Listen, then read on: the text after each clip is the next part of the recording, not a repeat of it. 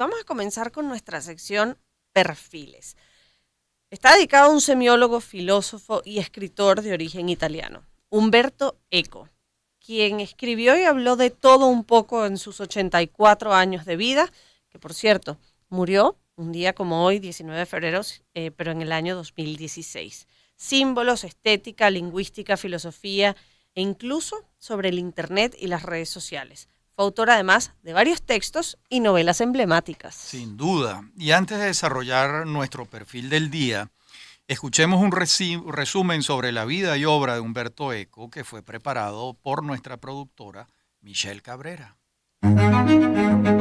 Humberto Eco, semiólogo, filósofo y escritor, autor de numerosos ensayos sobre semiótica, estética, lingüística y filosofía, así como de varias novelas, nació el 5 de enero de 1932 al norte de Italia. Su infancia estuvo marcada por la Segunda Guerra Mundial, puesto que su padre fue llamado al frente, mientras que su madre y él huyeron y se resguardaron en un pequeño pueblo al norte de Italia, esperando así el fin de la guerra. En el transcurso de su vida, Umberto Eco manifestó que vivió una infancia felizmente esquizofrénica, bajo una locura colectiva en la que el régimen fascista había sometido a Italia.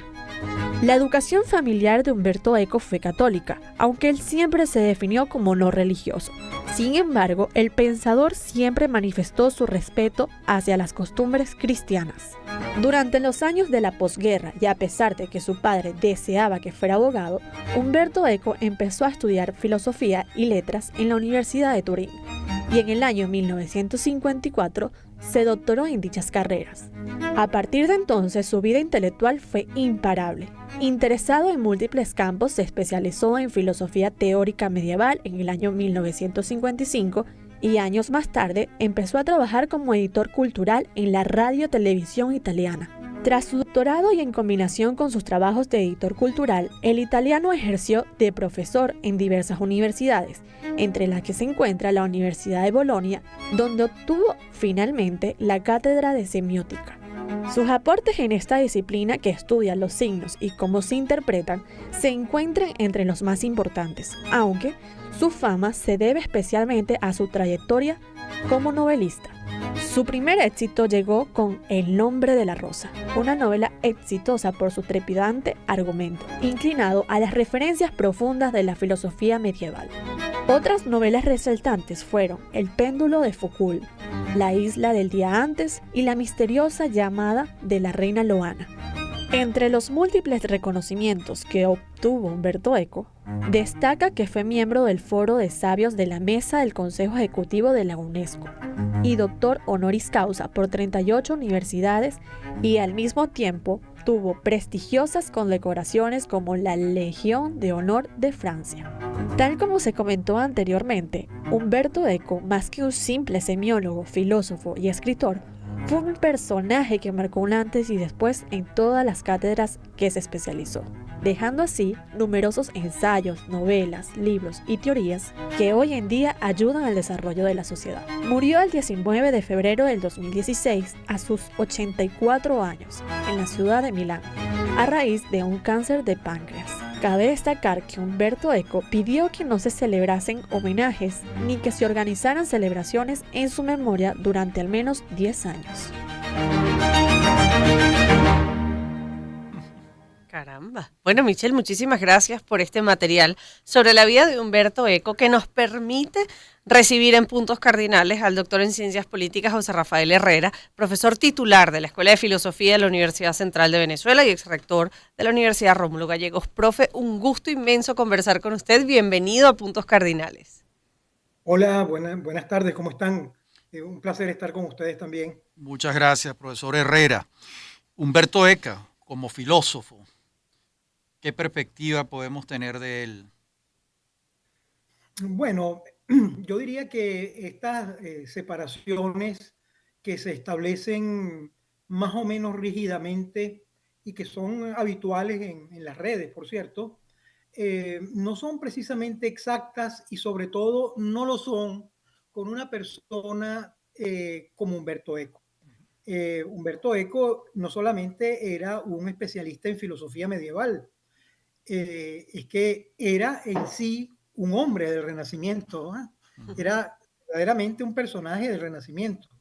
Es decir, esto es lo que hace precisamente que le dé el carácter o la característica propia de cómo tiene que asumirse la filosofía en la edad contemporánea. Yo creo que en este sentido, Humberto Eco es un ejemplo de cómo debe hacerse, porque no hay esta separación tan digamos, radical entre el semiólogo, el filósofo, el novelista, etcétera, como si se tratara de compartimientos estancos, sino que todo está perfectamente conformado en un mismo centro, y ese centro es su concepción de la filosofía. Una filosofía que está, yo diría, literalmente expuesta de una manera, yo diría también magistral, en un texto que escribió, cuyo nombre es Apocalípticos e Integrados, que es verdaderamente una maravilla de trabajo, más o menos de los años 60, ¿no? Ahora, profesor Herrera, no todos los filósofos son grandes novelistas. Y este es el caso, ¿no? Por eso decía que es un hombre del Renacimiento, ¿ah? No todos los filósofos lo son. Sí. Porque además hay que decir que esa novela, esa primera novela que lo lleva a la fama como novelista, porque hay que recordar esa vida académica que ya tenía con producción de ensayos y textos dedicados a la filosofía, fue no solo un bestseller de novela negra, sino que además fue llevada al cine con interpretaciones magistrales. Si no me equivoco, es Anthony Hopkins. No, Sean Connery. Sean Connery. Sean Es Connery. el que hace el rol protagónico del nombre de la rosa. Sí. Y es un homenaje también a Jorge Luis Borges, porque el monje... Que cuida la biblioteca es un ciego. Correcto. Exacto. Adelante, Exacto. profesor Herrera. Esa novela es de su gusto. Oh, por supuesto que sí. Bueno, tanto es así que uno de mis viejos profesores, Juan Nuño, que escribió un ensayo sobre esta novela, decía que la novela no es tan buena como la película. Es decir, discutía sobre digamos, la novela como una cosa que no había sido tan bien representada por su autor como la magistral puesta en el cine de la obra, ¿no? Ahora, Hay No, que por recordar supuesto. también, profesor Herrera, que Humberto Eco vino a Venezuela y dio Sí, unas señor. conferencias, creo que en el Teresa Carreño, una conferencia multitudinaria. Recuerdo que pidió, cuando le preguntaron dónde quiere ir, y le dijeron, yo quiero ir a Los Roques, y alguien lo llevó a Los Roques. ahora, Así es. profe, una de las cosas que me llama la atención es, ya desde el punto de vista de Humberto Eco como filósofo, se le considera uno de los más importantes pensadores de nuestros tiempos modernos. Él como una figura, un representante de la filosofía moderna, sin embargo, muy en contra de las cosas propias y características de los tiempos modernos, por ejemplo, del Internet o de las redes sociales. De las redes, sí. Bueno, digamos, es perfectamente comprensible para aquel que haya leído Apocalípticos E e Integrados, integrado, que claro, decía yo claro. hace un momento, era una de sus grandes trabajos conceptuales, propiamente dichos. Bueno, porque la sociedad, según Eco, está dividida entre quienes simplemente se integran a una cierta y determinada dinámica social, cultural, tecnológica, y quienes aparecen un poco como los aristócratas del espíritu, ¿no? Aquellos que no terminan de aceptar ciertas cosas que suceden y que de alguna manera degradan el desarrollo de la cultura humana, ¿no?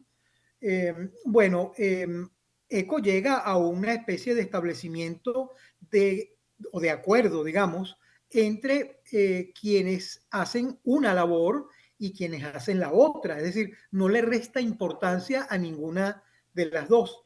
Pero en la vida práctica, en la vida cotidiana, eh, Eco era un lector de libros de toda su vida y le parecía enormemente fastidioso tedioso tener que leer por internet, tener que trabajar, digamos, con los medios de la tecnología.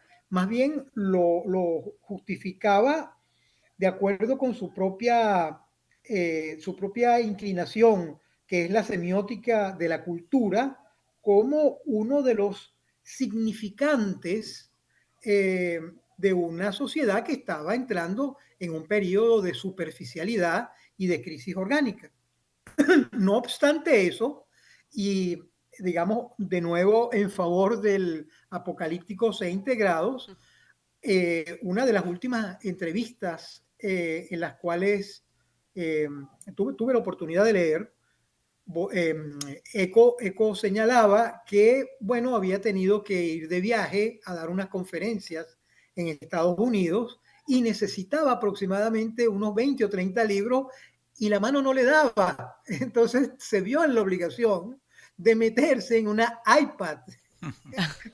Y de manera que no había manera de digamos, justificar con esta especie de circunstancia que, que él sabía perfectamente que si bien Internet y las redes sociales, etcétera, estaban muy marcadas por un gran espíritu de superficialidad, también en ellas uno puede perfectamente encontrar cosas que son de muchísima profundidad. Claro, Por ejemplo, y es que él mismo era un apocalíptico e integrado. exactamente, Porque es lo que porque muy bien, de lo contrario, José Rafael, él no hubiese escrito novelas. O sea, ¿por qué escribe El correcto, nombre de la rosa? Porque quiere llegar a muchísima gente.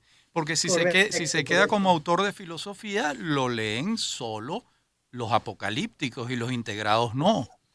Exactamente, sí. Esta especie de péndulo de Foucault, por Sí, cierto, que exacto. hay en la vida, digamos, en la estructura conceptual de Eco, es lo que lo hace tan interesante, precisamente esa especie de marcha continua que va de lo uno a lo otro, ¿no? Ujú. Que también otra de las cosas que le ocupaba ya en sus últimos años tenía que ver también con el periodismo y con el manejo de la información y el Así es. criterio periodístico que hay detrás de esa curaduría que hace un periódico que contiene esas noticias, haciendo eso ya un valor adicional y mostraba preocupación por cómo el manejo de la información en este contexto también se veía perjudicado por la masificación de estas redes. Exactamente, exactamente. Y Sí, además era un hombre muy sencillo. Yo tengo una anécdota con él, y es que un alumno de él, que probablemente fue alumno del profesor Herrera, que es Rocco Mangieri. cómo no. Rocco Mangieri fue alumno de Eco en Sí, Milano. correcto, correcto. Y cuando Rocco regresó a Venezuela, se empeñó en traer a Humberto Eco. Y él es el que lo invita. Yo conozco esto porque en esa época yo estaba en la dirección general del CONAC y Rocco me presentó a mí el proyecto de traer a ECO.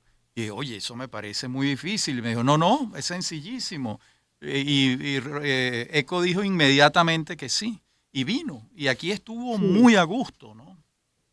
sí, así es, así es. Sí, bueno, era una de nuestras grandes épocas de desarrollo cultural, ¿no? Yo tuve la suerte, por ejemplo, más o menos en los mismos tiempos, de tener 6 semanas de clase con Hans Georg Gadamer, No puede eh, ser. en, en el Instituto de Filosofía, así es, así Imagínese es. usted, pues. Bueno, era otra Venezuela, ¿no? Otros tiempos, sí, señor. Así Bueno, es. pues que sirva este aniversario de la muerte de Humberto Eco para invitar a quienes nos escuchan a revisar alguna de sus obras, bien sea de filosofía o de narrativa, extraordinarias todas. Humberto Eco, uno de los grandes pensadores de los últimos tiempos. Y muchas gracias, profesor Herrera, por esta entrevista. Así es. Bueno, pues a esta hora, 4:37 de la tarde, escuchamos música del Circuito Éxito.